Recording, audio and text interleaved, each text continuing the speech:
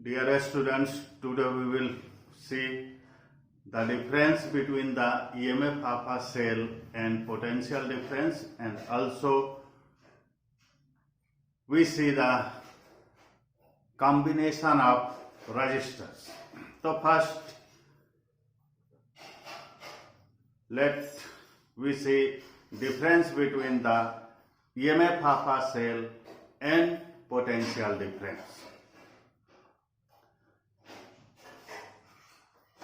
Point 1 is EMF of a cell is maximum potential difference between two electrodes of a cell when circuit is open. That means no current drawn from the cell. Potential difference between 2 points is the difference of potential between 2 points in a closed circuit. Point 2, it is independent of resistance of the circuit and depends upon the nature of electrodes and electrolyte of the cell. That is, EMF is independent of external resistance, only it depends upon the internal resistance.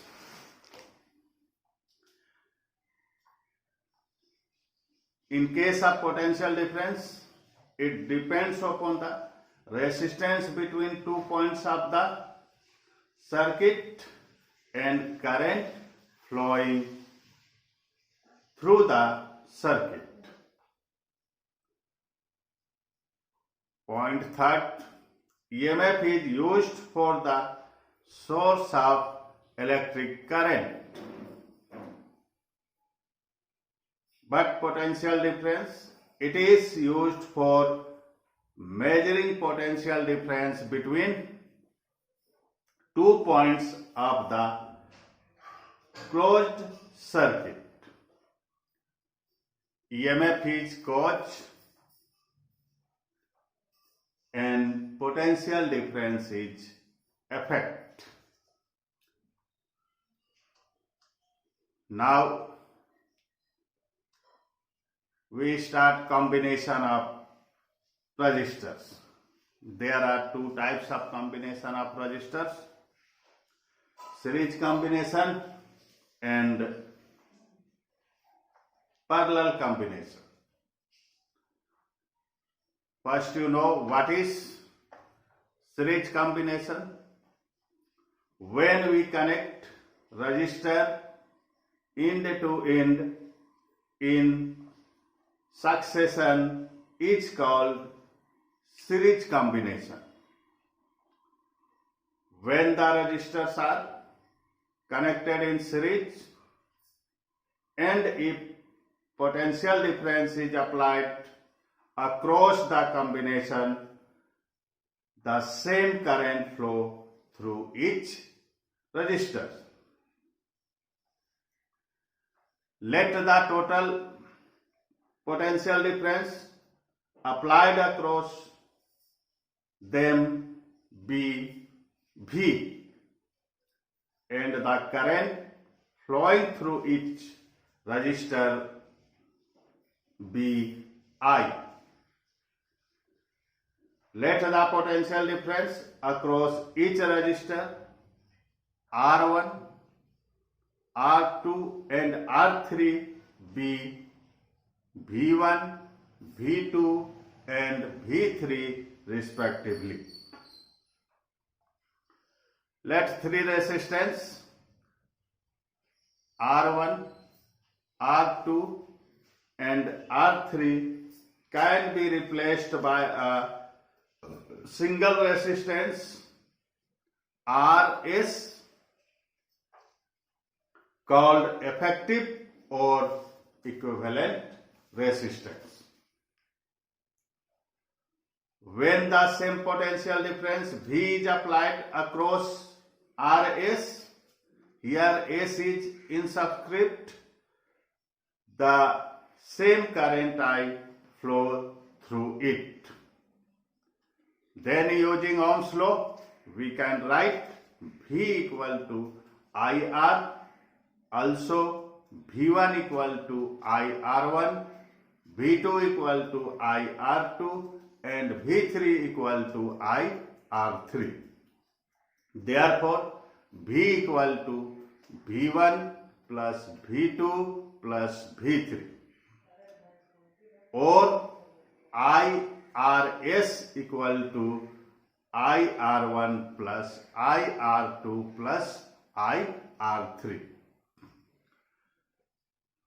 Taking IH common in right hand side term, then II cancel out, and finally we got RS equal to R1 plus R2 plus R3. It is our final equation. That means in case of series combination, the equivalent resistance is equal to the sum of the individual resistance of the all resistors. If there are a number of resistance, then RS equal to R1 plus R2 plus R3 plus ... so on, or RS equal to summation I equal to 1 to N Ri.